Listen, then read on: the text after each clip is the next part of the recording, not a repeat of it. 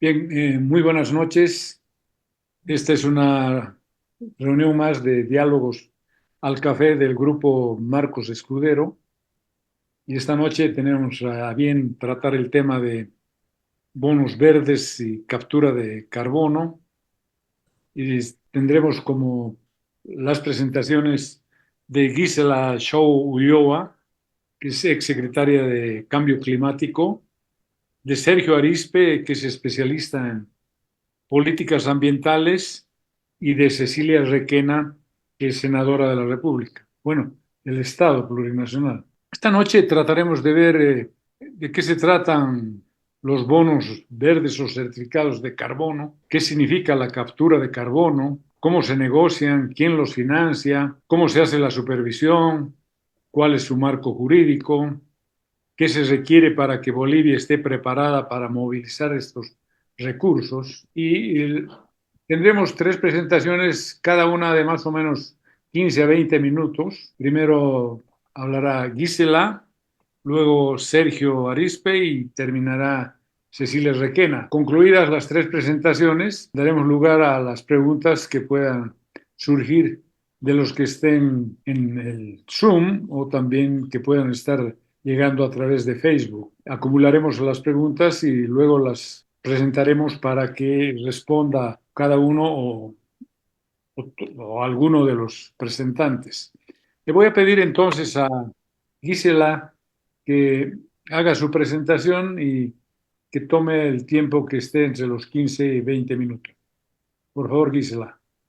Muchas gracias, Jorge. Entonces voy a compartir mi presentación y voy a tratar de realmente ser lo más concreta posible. Este es un tema extremadamente amplio y complejo y no es sencillo tratar de reducir todo en este poco tiempo, pero lo que creo que vamos a lograr es por lo menos poner los conceptos de manera de que mis colegas puedan ya incorporar algunos elementos más de política interna en este tema. No sé si ya están viendo mi presentación. ¿Está bien? Sigue adelante. Perfecto, rápidamente. ¿Por qué estamos hablando del mercado de carbono, los bonos verdes y todos estos nombres nuevos que aparecen? Y es porque quiero recordar que el objetivo fundamental por el cual estos mercados se han creado es obviamente estabilizar las concentraciones de gases de efecto invernadero a un nivel que impida las interferencias antropogénicas peligrosas en el sistema climático.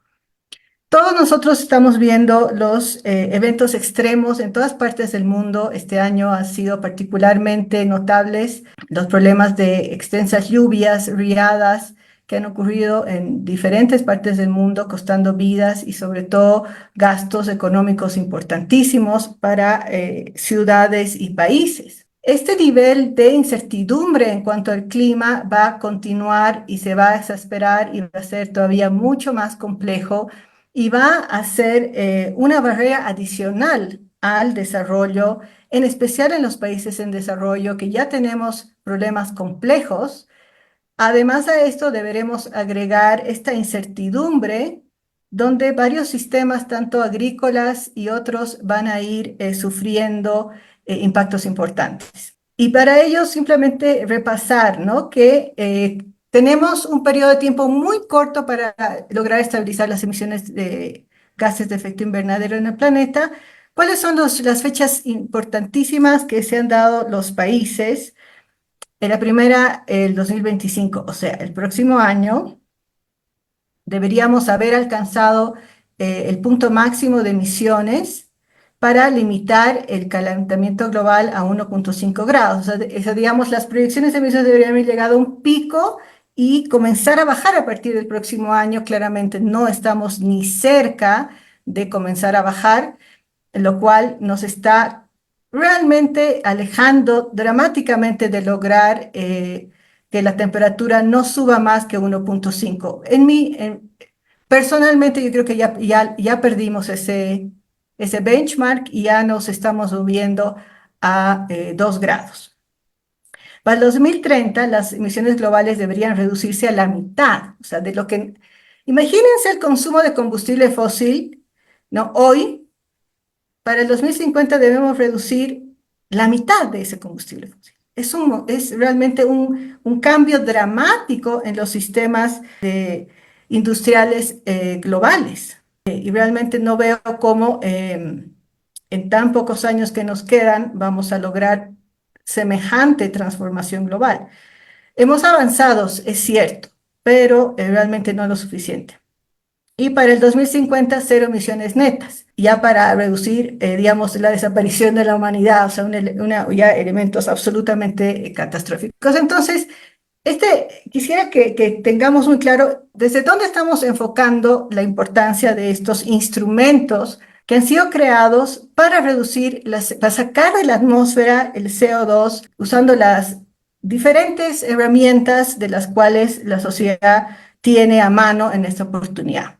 Entonces, muy rápidamente, ya tratando de responder las preguntas, ¿qué son los certificados de carbono? Los certificados de carbono, ustedes van a ver que tienen varios nombres, ¿no? ITMOS, emisiones de reducción, o sea, tienen varios nombres, pero finalmente son 1 tonelada de CO2 no emitida o removida de la atmósfera. Esa es, para que todos entendamos bien, es el mecanismo de transacción que se utiliza en este mercado de carbono, ¿no? 1 tonelada de CO2 equivalente es el mecanismo de transacción que se utiliza en el mercado. El nombre común es certificado de carbono, tiene otros nombres, pero generalmente eso es 1 tonelada de CO2.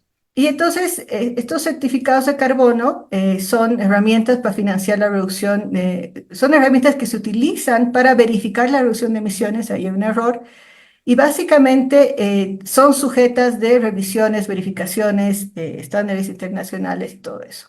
O sea, que uno pueda probar que se ha reducido y se ha sacado de la atmósfera 1 tonelada de CO2 equivalente, está asociado a una cantidad enorme de herramientas que nos permiten asegurar que 1 tonelada es 1 tonelada es 1 tonelada. La captura de carbono es otro elemento, o sea, término que se usa, es justamente es un proceso natural o puede ser tecnológico que permite sacar o absorber de la atmósfera CO2. Se usa mucho asociado a la capacidad que tienen los ecosistemas forestales, los bosques, que en su crecimiento absorben CO2. Y también son stocks de carbono porque nuestros bosques tropicales maravillosos que tenemos en el país contienen una gran importante cantidad de CO2 incorporado en ellos mismos y por lo tanto el país tiene un stock de carbono relevante y bueno, este mismo año hemos perdido no solamente con los incendios una cantidad importante de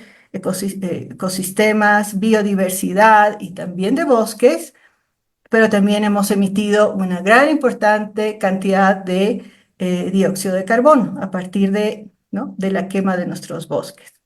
Los suelos también almacenan carbono, por lo tanto los procesos agrícolas eficientes y no eficientes emiten carbono y hay un potencial importante ahí de incrementar la eficiencia de manera de reducir las emisiones de carbono asociadas a los tipos de labranza que existen en los sistemas agrícolas, por ejemplo.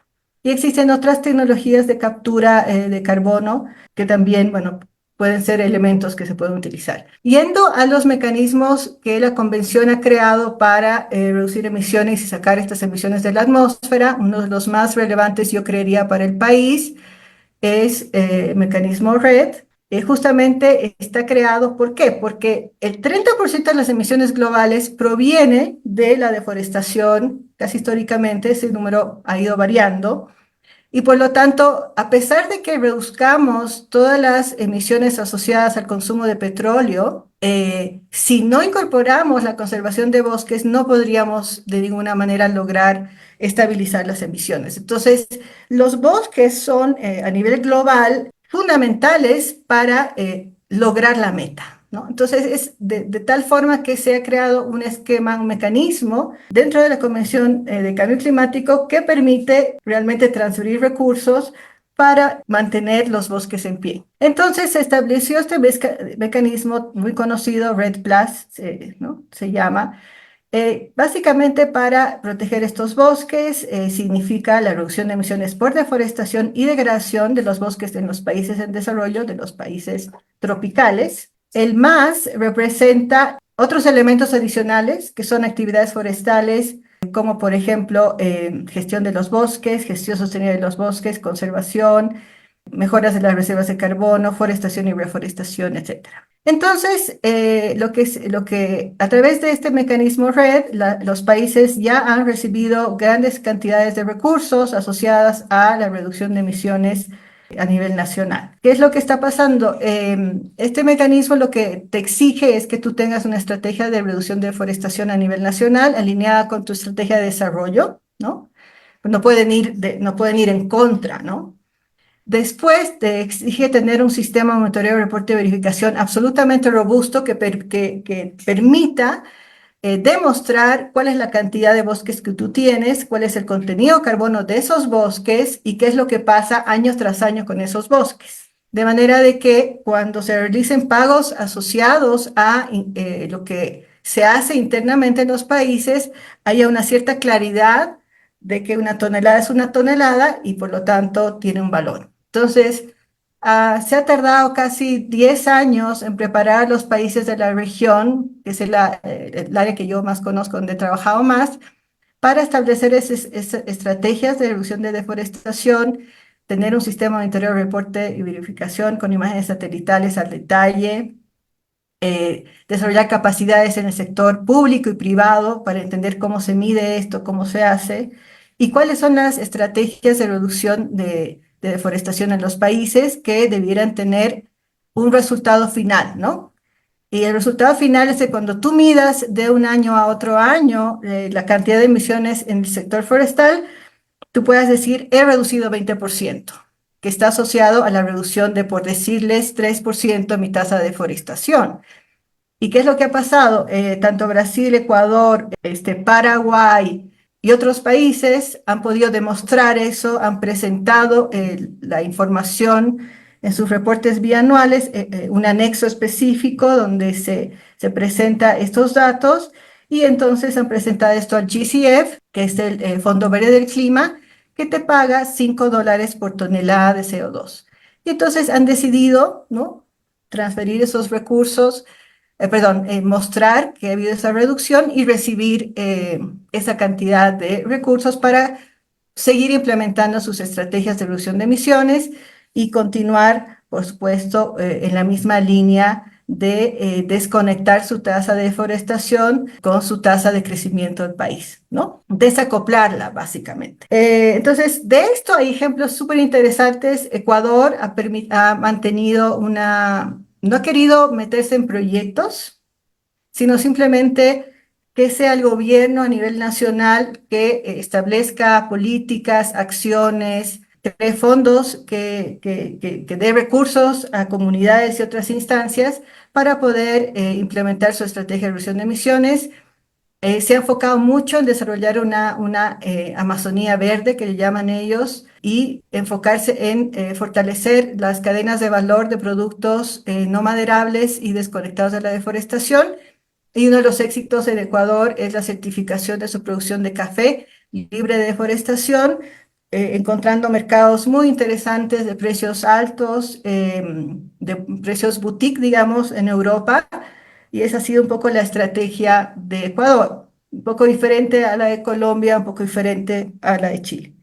Seguimos rápidamente. Entonces, además de este concepto de conservación, reducción de emisiones de deforestación, gestión sostenible y todo lo demás, Red Plus y cualquier iniciativa enfocada a conservar los bosques y reducir la deforestación tiene además externalidades positivas muy importantes, ¿no? La protección de biodiversidad siendo una de ellas, la que fue discutida en la COP de biodiversidad en Colombia hace un mes atrás, prácticamente, el desarrollo comunitario, o sea, mantener nuestras comunidades indígenas con la capacidad de poder mantener su estilo de vida y obviamente los servicios ecosistémicos que en el caso de Bolivia están muy relacionados con la disponibilidad de agua y en el caso de la región también.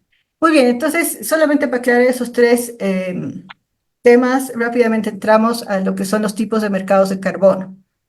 Entonces, la convención y los países están trabajando 29 años, que ya reunión en Bakú, Azerbaiyán, es la número 29, entonces son 29 años que de reuniones, y dentro de eso se ha trabajado todos los esquemas que permitan de manera transparente generar incentivos económicos para sacar el carbono de la atmósfera.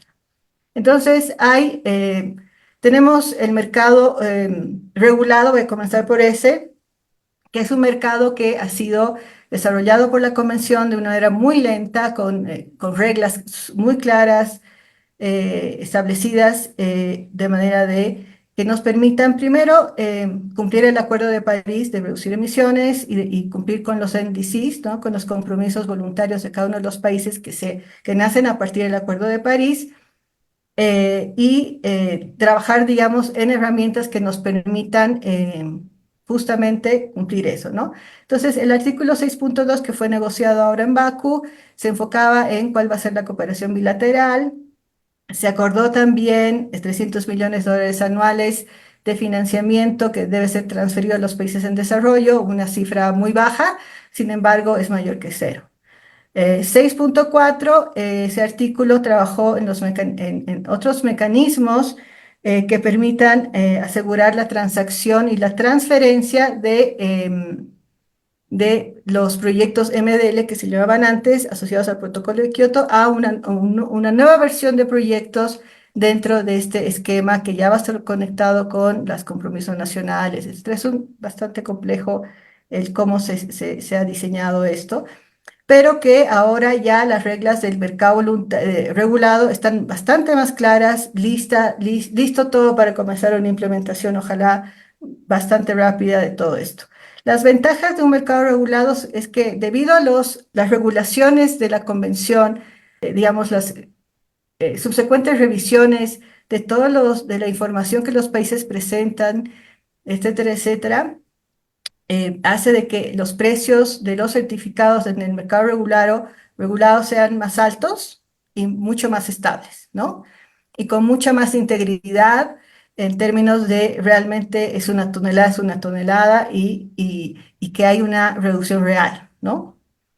Hay otros elementos poco más complejos que son los ajustes correspondientes, que es que si el país, por ejemplo, logra reducir 20% de deforestación en 5 años en el futuro y presenta eso y decide transferir estos recursos, ya sea recibir plata del GCF a $5 por tonelada o prefiere transferir esto a otras instancias, otros países, a 80, 100, 120, tiene que reducir de esa cantidad de toneladas que se llamarían ITMOS, es el nombre que se usa para eso, todas las reducciones de los proyectos que han transferido sus reducciones de manera privada, digamos, en el mercado voluntario u otros, ¿no?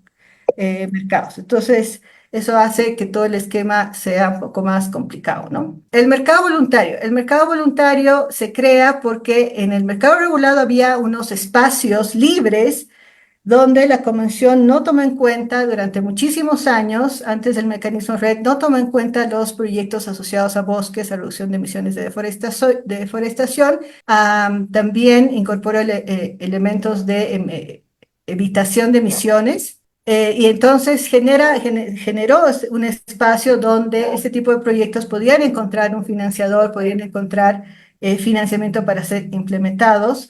Y se crearon, por supuesto, diferentes esquemas metodológicos que permitían que eso ocurriera, ¿ya? Entonces es un mercado donde las empresas participan voluntariamente. En Bolivia yo conozco 3 o 4 proyectos que han vendido sus certificados en el mercado voluntario, posiblemente más, a diferentes precios y algunos más exitosos que otros, a pesar, digamos, de la restricción que planteaba el gobierno cuando estaba en contra de participar en los mercados, porque es un esquema voluntario, ¿no? No requiere una aprobación por parte de ningún gobierno, sino le da, digamos, esa flexibilidad. Pero lamentablemente el año pasado ha habido varios artículos que han salido a partir de New York Times y otros, Guardian y otros periódicos que han hecho investigaciones sobre que que algunos de los proyectos no eran, su reducción de emisiones no era la real y que, digamos, el seguimiento metodológico que se hizo no era el correcto y por lo tanto lo que estaban diciendo que habían reducido no era lo que se había reducido y por lo tanto generó una cantidad enorme de incertidumbre asociada a los proyectos, especialmente proyectos en el sector forestal del mercado voluntario, lo que generó una caída del precio y una reducción en el volumen de transacción en los últimos años. El precio promedio al 2023 es 6.5 toneladas de CO2 equivalente. Y bueno, y ahí tenemos algunos de los estándares que se han ido utilizando, Berra y otros, ¿no? Y aquí tal vez tratando de ampliar un poco más, en este momento y donde está toda la arquitectura de la convención y de los NDCs y los compromisos nacionales y todos los he comentado, los mercados de carbono son un canal esencial para poder ampliar la mitigación y, por lo tanto, apoyar a que los países puedan cumplir los NDCs, porque obviamente tienen el potencial de ingresar recursos, ¿no?, en diferentes sectores que son importantes, ¿no? Sector transporte, sector generación de energía, todos los proyectos asociados, por ejemplo, con energía solar, todos los proyectos que son más, hacen eficiente el uso de combustibles, gas natural y una cantidad enorme de proyectos en el sector industrial y también energía que son importantísimos para poder, obviamente, cumplir con los índices de cada uno de los países. Y quiero recalcar acá que Bolivia, el impacto que tiene Bolivia en términos de sus emisiones en relación obviamente a otros países es absolutamente marginal, ¿no? Para Bolivia, más allá de un compromiso moral de realmente cumplir con tu NDC, yo creería que lo importante para nuestro país en este momento es financiar la transición tecnológica de nuestro sistema de desarrollo a un sistema de desarrollo con, digamos, con menores emisiones, porque ese es el futuro y sería ideal que podamos financiar esa transición con financiamiento internacional, con financiamiento privado externo y otros, y no utilizar los pocos recursos que tenemos nosotros para eso. Entonces, hay un tema de tecnología, hay un tema de desarrollo de capacidades, hay un tema de financiamiento que en este momento es súper clave para el país, que obviamente hace que participar de ambos mercados, tanto del voluntario como del mercado formal, puede ser interesante. No va a ser la panacea de ninguna manera, los precios están muy bajos.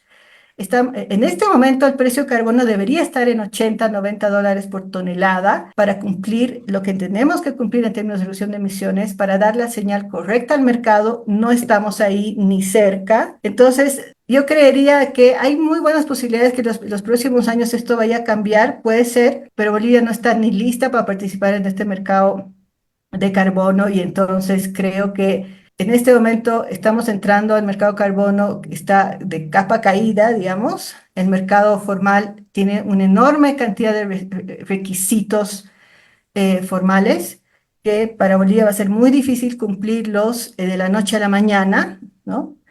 Y entonces no estamos en la mejor condición para competir en este mercado porque los países de al lado vienen haciendo esto 10 años atrás y ya tienen, o sea, tienen el sector público muy entrenado y entendiendo que se trata este tema, tiene capacidad en el personal para hacer todas estas cosas.